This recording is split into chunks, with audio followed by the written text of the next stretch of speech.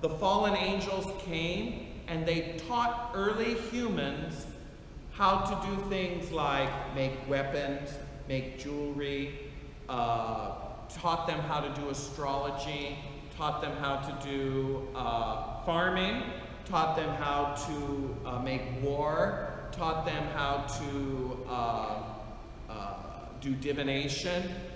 They taught them all of this. And in the process, they also interbred with them.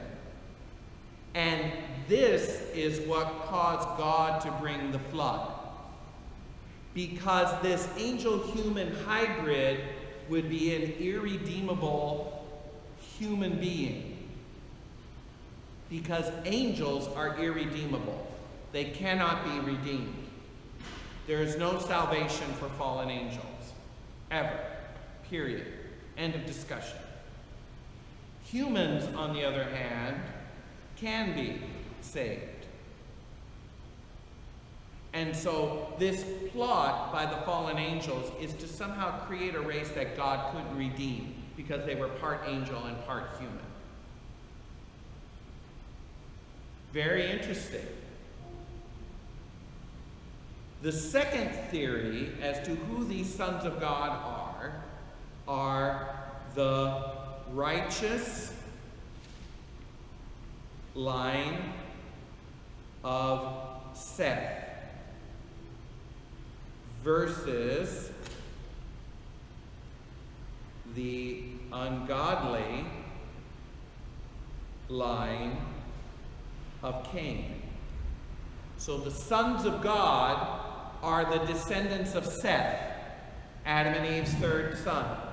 And the daughters of men are the descendants of Cain, Adam and Eve's first child. Okay? Remember Cain and Abel? Okay? Well, Cain, killed Abel, and he was cursed by God for his deed, and he was cast out, and he founded his own community, for lack of a better term. And then Adam and Eve had other children, and one of the next son in line was called Seth, and he was a godly lineage, like Abel was. So the theory is the sons of God are the holy line of Seth, and they interbred with the ungodly line of Cain, and that's what caused all of the violence on the earth, that caused God to send the flood. This view nowadays is held by theologians like Scott Hahn. Scott Hahn holds this view. So does Mike Barber. So does, who else? Jeff Cavins. I'm trying to think of other modern speakers. There's someone else. Patrick Madrid, I believe, holds this also. Call him up and ask him.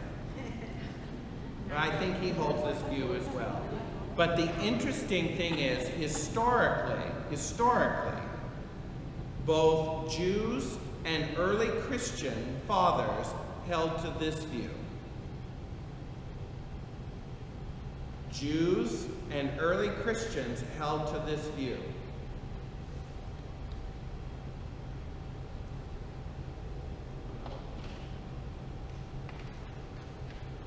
Why?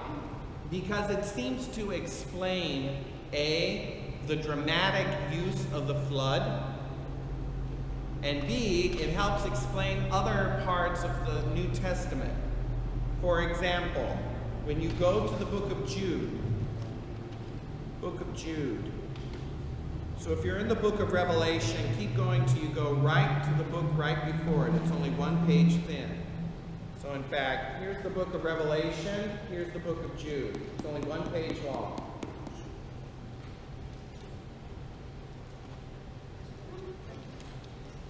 The book of Jude says, verse 5, "Now I desire to remind you that though you were once all fully informed that he who saved a people out of the land of Egypt afterwards destroyed those who did not believe. And the angels that did not keep their own position, but left their proper dwelling, have been kept by him in eternal chains in the deepest of darkness until the judgment day. Just as Sodom and Gomorrah and the surrounding cities, which likewise acted immorally and indulged in unnatural lust, served as an example by undergoing punishment of eternal fire. What does this have to do with anything? Well, that phrase, the angels that left their proper position, what does that mean? The early church fathers, some of them interpreted this meaning as that instead of keeping away from humans, they interbred with them. And that's the unnatural lust that's being described.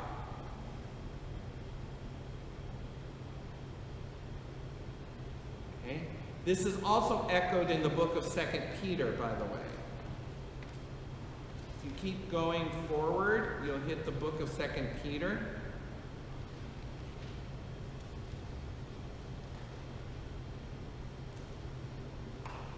Second Peter chapter 2, verse 4. And he puts it in a very interesting way. Watch this. For if God did not spare the angels when they sinned, but cast them into hell, and committed them to pits of deepest darkness to be kept until judgment, if he did not spare the ancient world, but preserved Noah, a herald of righteousness, with 7 other persons, when he brought a flood upon the world of the ungodly, if by turning the cities of Sodom and Gomorrah to ashes, he condemned them to extinction and made them an example of those who were to be ungodly, etc. So again, 2 Peter and Jude say pretty much the same thing. And he's describing how the angels sinned. Peter describes them as they sinned and God put them in these chains. Jude says they did not have their proper place and they were put into these chains of darkness. By the way, the Greek word there for hell is not the same word that is used for when people go to hell. This is a unique word only used for angels. The Greek word that's used here both in 2 Peter and in Jude is tartaros. Tartaros. It's only used here, this word, tartaros, both in 2 Peter and in Jude. And it's been translated here as gloomy chains of darkness.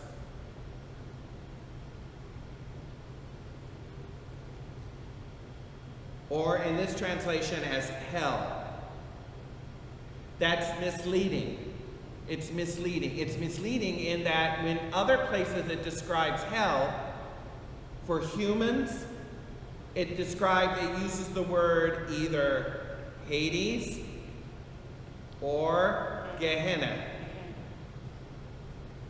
That's the common Greek word that's described for where humans go that are disobedient to God.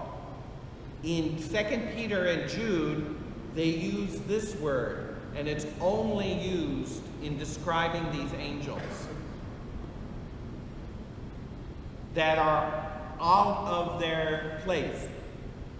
It's never used to describe humans in the New Testament at all, ever. So this leads me to think that this unique word that is used by Peter and Jude to describe the sin of the original angels gives me some idea that it was a unique sin. It was an unusual sin. And as a result, there's a unique place for these angels that left their proper place, it says. Okay? So I'm one to hold to the ancient church theory that these were fallen angels that somehow interbred with humans and created a hybrid, or tried to create a hybrid race For what purpose? So that God couldn't redeem them. It was a plan to destroy the redemption quality of God. Say, how? Well, like I said, if you're half human and half angel, angels can't be saved. Angels cannot be redeemed. Humans can. But if you're half and half, now you put God in a pickle. Are you going to redeem this person or not? As if God could be put in a pickle. You know what I mean? But it was a way to thwart the redemption plan of God for human beings. That's, in my personal opinion, why God sent the flood. To restart the human race as a pure human race. And to prevent this from going on. That's my personal opinion of the matter. Now, Scott Hahn may be totally right. He may be totally right. The church has not has not made what you have to believe on either of this. So you're free to believe whatever you want about it. Okay? It's just interesting to note, both ancient Jews, the book of Enoch, and early Christian fathers, not all of them, but many early Christian fathers held to this idea that these were angels that somehow interbred with humans and caused a race of powerful men to be born. That goal was to lead humans away from God. And that's what caused the flood. So God had to restart the whole thing over again. Yes? In the book of Enoch, chapter 15, it says that unclean spirits come from disembodied spirits of the Nephilim. That's where demons come from. Then that's incorrect, because we know by revelation that that's not where they come from. I mean, from what we know as given revelation, the demons are fallen angels. Period. No, it is. All of the fallen angels are what we would call demons. Period. There are no other type of spirits. And if they are humans that are either in hell or purgatory or heaven. That's all that there is. But demons are fallen angels. But when a Nephilim dies, they become a disembodied spirit. They're half spirit and half flesh. So in the book of Enoch, that's what it's described. That may be well and good what's described there, but again, that's not unerrant scripture. That's Jewish tradition. So I always look at Jewish tradition or any tradition, Christian tradition, in light of what we know as divine revelation. And that's how we judge what is true and what is not. Okay? So that very well may be, but we know that that is incorrect. Because divine revelation tells us where the evil spirits come from. They are fallen spirits. They are fallen angels. All there is to be set forth. Okay? Anything else? I know this was a deep topic. I hope it's quick. Yeah, it's also a bit of a fun question. What movies would you recommend that are necessarily like Catholic that are still good to watch for the faith? We recently saw The Mission. Oh, Which is a fantastic film. And other films, and I haven't seen it all the way through, but Braveheart is fairly one to watch. Braveheart is pretty good. It's very much a Christ story, yeah. He gives his life for his people to save them, very much like that. You know, a very good movie I would recommend, and when you said that, the first thing that came to my mind is a movie called Joshua. Joshua. And I believe it was made in like 2007. And to this day, I have not been able to figure out if it's a Christian company that made it or a Catholic company that made it. But it's a really well, if I have a copy of it, maybe one of these days I'll play it. I was very impressed with this movie. is Joshua? Ah, Joshua, I'm glad you asked. It's set in modern times, like nowadays, and basically this drifter comes into this little town, and he notices that like the local church, like the local Baptist church, had burned down and no one's rebuilt it. And so he goes about building it.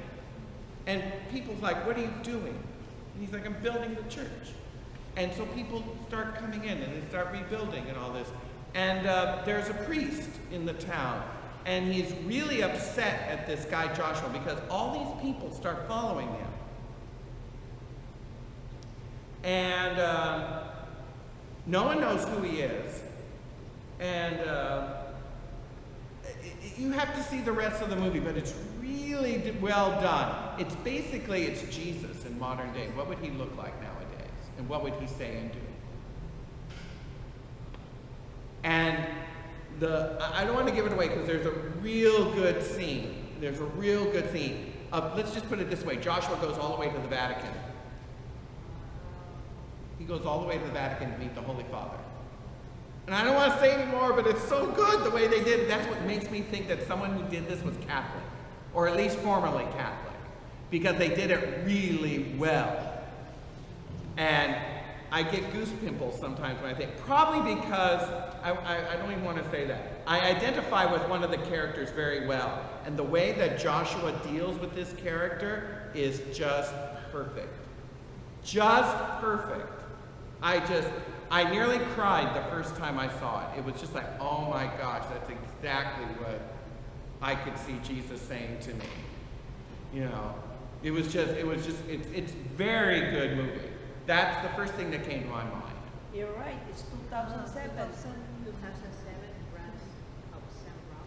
And what does it give a little synopsis on what it is? Make sure it's the right one because there's like several movies named Joshua, but I believe that one's it. Sam Rockwell and Vera Farmiga have seemingly picture-perfect life. Brad is a successful stockbroker. Their son Joshua is a child prodigy. No, that's not it. No. Okay. Wrong movie. It has to do with about this guy who's like a drifter that comes into a small town and like starts building a church. And how